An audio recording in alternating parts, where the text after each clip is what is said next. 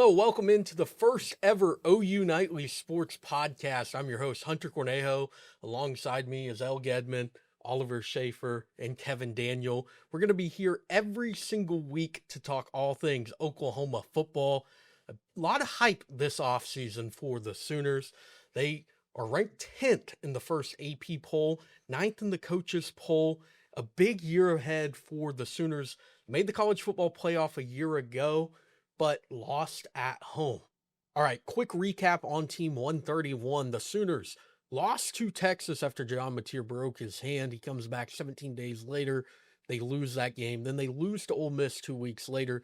They're at 2 losses, backs against the wall. They have to go to Tennessee, to Alabama, Missouri at home, LSU at home. They win all 4, miraculous fashion too. Hard to kill was the motto for that team.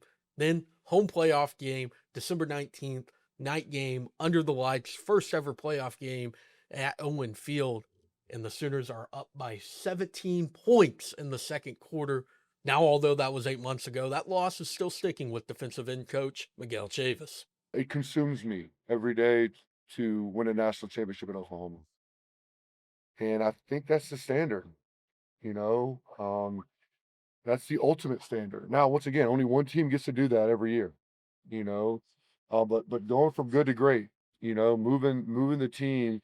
We won 10 games last year. We won 10 games in 2 out of the past 3 years. We went to the playoff. That's great. We ain't win a playoff game.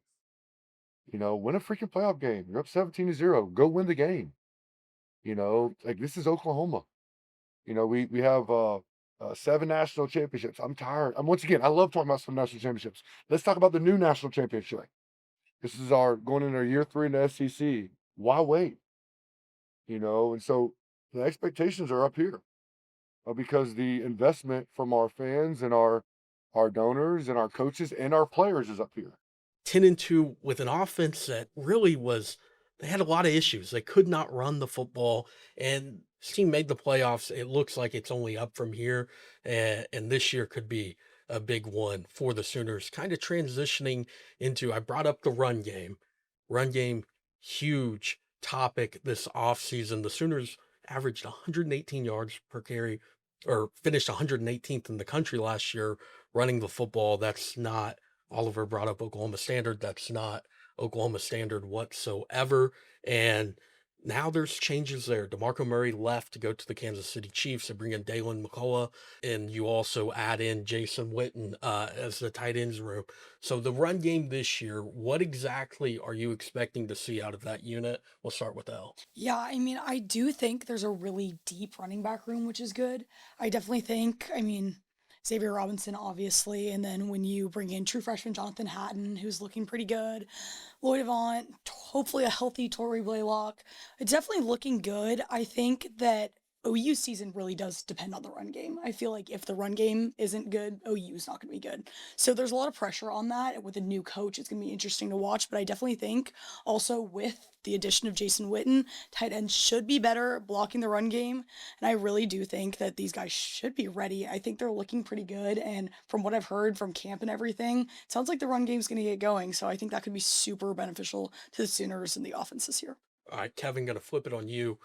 Al brought up tight ends as well in the run game. That's going to be a big part of it. Jason Witten's brought in. That was a unit that it was bad. They could not run the football in large part due to the play of their tight ends. Their leading tight end or leading snap count, leading receiver at tight end was Jaron Kanek, who converted in the offseason from linebacker to tight end in his final season of eligibility. You add Jason Witten, future NFL Hall of Famer. You bring in 3 transfers. What do you like from that unit?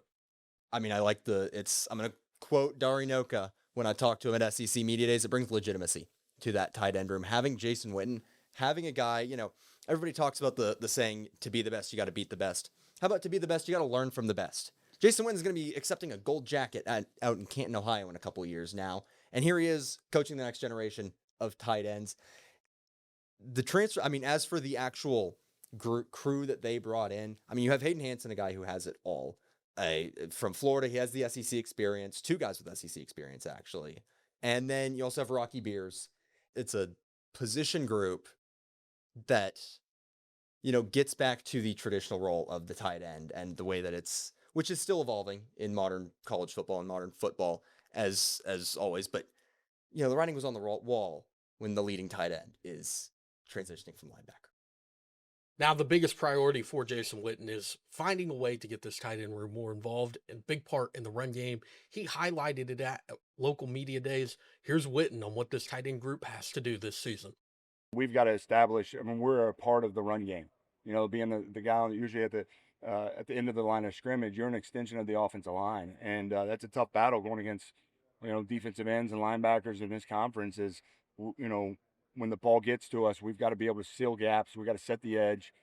We got to create lanes, and I think one of the things you look at is reflect on Oklahoma run game last year is, not terrible in the minus runs, really pretty good in efficient runs, as we call that, 4 yards or more. A big part of that was not having the explosives, not getting the big runs, the 12 plus yards, the 15-yard plus run games. And obviously the teams that are having success on offense, they're able to get that. And that's a combination of a lot of things, right? The line's got to get them to the second level. Receivers got to block in the perimeter. The runner's got to make somebody miss sometimes. You got to have good scheme. But the tight end is usually a big part of that is can you sustain that block? Can you get in position to hold on? It's a little bit longer when the ball gets to you. And so I think that's an area that I look at as, man, you talk about explosive runs. We all know, the stat, like if you can get one or two of those on a drive, you're going to score a lot of points. And I think we have a huge role in that. A lot of it's technique, being good at the end of the rep and getting your body in position, understanding the defensive scheme and how it all fits. It's not just physical traits, although that's really important. So I think our guys are grasping that and being students of the game. And it takes a football IQ and a willingness to learn that. So that's, I think, the biggest area from the run game that we can help. And then on the receiving side of it is just, when you have a tight end and tight ends that are irreplaceable from a standpoint of, it's not one doing the run game, the other guy's the receiver. And, that's the key of it. You look at all the successful tight ends over the history of the last 50 years, it's their ability to be multiple, versatile. And I think that's one of the things that, you look at our tight ends, I think multiple guys have the ability to play a lot of different positions. Now, Oliver, let's transition to the wide receivers. You add Trell Harris, you add Parker Livingston, you lose Deion Burks, but you replace this unit with some really good talent, a transfer from the ACC and a transfer from your rival school. Yeah, Satania is looking like a day one of the draft guy. I know he's named to the Blitnikoff watch list along with Trell Harris. Getting him for Virginia, I believe he had 809 yards last year. Really explosive guy, and it looks like in camp he's been playing really well based on what I'm hearing. Parker Livingston, I think his value cannot be understated. I think he adds so much value to the team. He's 6'3", big guy, can just go up there and make plays. Scored a touchdown against Ohio State in week 1 of last year, along with, I'm going to say it on record, I think he scores a touchdown against Texas this year, OU Texas, and breaks that touchdown drought. I feel like these guys, when they play their old teams, they just have a way of going out and getting revenge. But I think the new additions are huge. Satania, if he can continue with the pace he was on last year, I think he could be a top 5 wide receiver in the draft, top 3, maybe even top 1. Mateer, a fully healthy Mateer, that playoff game, he looked great. Of course, it went off the rails. But, Satania looked great all season. He was one of the most consistent parts of that offense. I feel like the offense as a whole should be better this year. Oh, and I completely agree with you there. If the offense should be better, I think it's going to happen. It's hard to imagine they're worse than a year ago. Feels like they can only improve. You have John Mateer healthy, hopefully, throughout the season. Hopefully he doesn't have another hand injury or anything like that. That was certainly something that set him back last year, and you really saw it with the offense. He was just uncomfortable everywhere else, even though you didn't blame the thumb throughout the season, but it's certainly part of the issue. And the receivers they added, Trell Harris, as you highlighted, very, very talented guy at Virginia, did a lot in the ACC. Parker Livingston at Texas was very good. Going to be interesting to see that rivalry. You already have Sark commenting on it at SEC Media Days. Parker Livingston, a little bit more reserved when asked about it here. But going to be interesting to see that. Now, Oliver highlighted the new receivers for this team. Let's talk about one, though, that is a returner, a sophomore out of Shakota, Oklahoma, Elijah Thomas. A lot of buzz on him last offseason, a lot of buzz for him this offseason. This could be the year he has a huge role on this team. Here's Thomas after practice. that offseason really created a lot of that chemistry for me and a lot of the other receivers with him. We don't just do things, take one receiver, three receivers. We get the whole receiver core and we all do something. Developing is crazy. It's serious. Like, it's game mentality, game rep, every single rep in practice. I mean, we've done stuff a lot that we didn't do last year, and I think that's why we've really taken that step. Trail Harris, I look up to them. They're like a big brother to me. They show me the ropes and just take it and run with it from there. Covered a lot of changes on the offense so far. You also had Lamar Morgan taking over as the corners coach for the Sooners, but now it's transitioned into hot takes for this team. Elle, you're up first. What's your hot take for the 2026 Sooners? My hot take is that Venables is really in the conversation for coach of the year. Like I was saying earlier, he's such a culture guy. The team loves him. And if Venables really can take this team to an SEC championship, to a 10-2, 11-1 season, to a college football playoff, who knows, maybe even a championship, I really feel like that is absolutely a possibility. Feel like that's something that realistically could happen, especially if they go 11-1 or better. I mean, you're talking at that point, that means they have one loss between Georgia or Texas, and they won everything else. They beat Ole Miss, who went to the playoff a year ago. They beat Texas A&M went to the playoff a year ago. That'd be a very, very impressive stretch for Venables. He got them to 10-2 last year. I don't think that's a take that certainly could not be achieved. Going to transition now to Kevin. What's your hot take for this team? Last year, people remember Taylor Wine's meteoric rise to being a leader on that defensive line. He started out the season kind of buried on the depth chart. Brenda talked about him as a guy to watch out for. Well, folks who follow Oklahoma football certainly know the name PJ Adebawore. I'm going to tell you this. He's going to lead the team in sacks. He had 2.5 last year, and with the starting job open between he and Danny Okoye on that other side, complimenting Wine, the runway is clear for him to just go at the pass rush. He's already being talked about because of his measurables. Again, 6'4", 265. He's already talked about with NFL level measurables, adding in a season-leading sack, a sack-leading season for him, that just furthers his draft stock. He really could be a day one of the NFL draft kind of guy. Oliver, let's transition to you. What's your hot take for this team? The Sooners have the best defense in the nation. They return almost all their starters, along with having David Stone, who's a preseason All-American. They added depth at linebacker and in the secondary. That's my hot take. This Oklahoma defense is going to be very impressive. I really agree with you there. I think they could be the best in college football. Definitely in the conversation for best in the SEC. If you're best in the SEC, you should be best in college football. Very good chance for that in the depth there.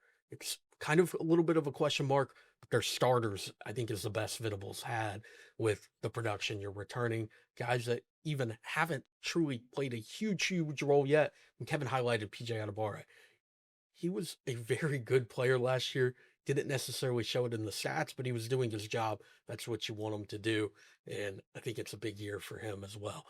All right, after Elle, Oliver, and Kevin gave their hot takes, I guess I'll give one as well. I think Owen Heineke is going to win the Butkus. He talked about it in court. That was something that was brought up from Jim Nagy, from Brent Venables. They think he could win it. I very well agree with that statement. He was fantastic last year, and he really didn't get going until that second half of the year. That final 5-game stretch, you could have made the argument he was the best player on this team. You also have Kip Lewis there, another guy in the conversations there. He's kind of a little frustrated this offseason that he's not talked about as much as he should be, and that's a justifiable point on Kip's behalf. But those two together are going to be possibly the best linebacker duo in the country. I think Owen Heineke, final year in the system, I think it's really just going to be sky's the limit. And what a story there. I mean, this is a local kid from Bishop Kelly High School, goes to Ohio State to play lacrosse, comes to Oklahoma to play football, works his tail off on the scout team as a walk-on to earn his spot on this team. And what a picture-book ending it would be to end your college career with a Butkus Award. So now let's transition into our final topic of this inaugural OU Nightly Sports podcast, record predictions or the ceiling for this team. Oliver, you're up first. My record position is 10-2. I think the Sooners lose to Texas and to Georgia. Georgia, of course, is one of the premier programs in college football. Only beat once since, what is that, Hunter? 2019. Since 2019. Very crazy. Shit Yes. To think about. And yeah, I feel like the Sooners will make the college football playoffs again, probably around the 10-9 seed, right around there. But yeah, I think the sky's the limit. National championship or bust year for the Sooners. National championship or bust. Noted. Kevin, you're up. Oliver, going off of what you said about it being national championship or bust, I might come off as a little bit of a doubter here by saying 9-3 is my official prediction. Listen, yes, OU did all of the right things in the offseason, bolster the run game, add to the tight end room, still make a good hire for the defensive backs. This is college football. Teams can do everything to be a better team than they were the year before and still lose more games. That is just how it happens sometimes. Plus, they're going to be throwing the second toughest strength of schedule this season. They got a ton of playoff teams on that roster from last year. I agree with the Georgia and Texas could very well be 2 losses. Watch out for Ole Miss and A&M. They both were big in the portal, especially A&M. They have that Texas oil money. And Elko's on a man on a mission right now. That's just the truth. Yeah, Kevin, funny you say that because actually I was thinking that Oklahoma this year is going to go 10-2.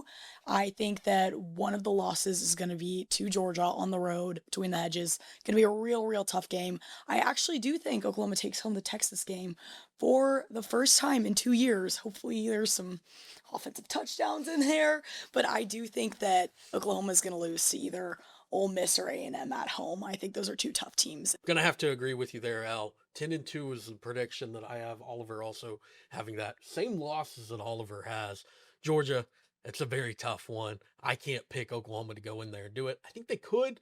I'm not gonna pick it. Texas, same deal. Just not gonna pick it until it happens. There's this weird feeling that this could be the year. I mean, John Mateer talked about a year ago at SEC Media Days. How long ago was that? That was a long time ago. Talked about how much he wanted to play in that game. He got the opportunity to, but again, 17 days after broken thumb against Auburn, having surgery to go play in that game, just was not himself out there. Looked good in warmups, just did not translate to the field. It feels like this Oklahoma team has an edge. That's one that they really want to win. But at the end of the day, if you go 10-2, you're still in the college football playoffs. 9-3 potentially could with how the SEC kind of unfolds. But those are my 2. Oklahoma's been great on the road this last season. I mean, that November hard to kill run is just unbelievable still to think about, that team lost to Ole Miss, kind of back against the wall to go into Tennessee, win the way that they do. Shout out R. Mason Thomas. Owen Heineke forcing the fumble, R. Mason Thomas with the scoop and score, putting his body on the line for that one. And then to go into Alabama, win that, make the playoffs. Feels like this team has a lot of momentum from that, even though blew a 17-point lead in the playoffs. And it feels like Ole Miss is the team that they've never beaten Ole Miss. They've lost these last 2 in the SEC. They're back in Norman this year. Going to be a close game. I think Oklahoma has a lot of close games. But if you're talking about they have the best defense in the country potentially in a revamped offense, John Mateer healthy, I mean, it's hard to not imagine that they could go 10-2 or even better. It's going to be a lot of close games, and some are a flip of a coin. I mean, the Texas A&M Ole Miss games at home in the season are flips of coins, but they did very well in November a year ago. Hunter, I really like that you brought up the whole debate around 9-3 SEC teams in the playoffs. It seems to be happening every single year in the playoffs. Last year, no different. Texas going 9-3 in the regular season. The year before that, Alabama. Are we ever going to see an end to this debate until eventually one of them just gets put in or the playoff expands? I mean, we saw the rule change this year. Notre Dame getting in it automatically if they're a top 12 team, as well as automatic conference bids for the 5 automatic conference bids going to the SEC, ACC, Big 12, and Big 10. So leaving the rest of the group of 6 to fight over 1 spot. Yeah, the 9-3 debate's going to continue regardless until somebody finally does it. And I really think this could be the year. The parity of the SEC is where it could get to that, where you're going to have teams beating up on each other. You're adding this 9th game this year. That's another tough opportunity for anybody to have to deal with. And you also still have to play a Power 4 opponent in the non-con, unlike the Big Ten. So that will do it for this inaugural OU Nightly Sports Podcast. Alongside El Gedman, Oliver Schaefer, and Kevin Daniel, I'm Hunter Cornejo. Hit the subscribe button on YouTube and follow us on all of our social media channels so that you don't miss everything we're doing. Have a good night.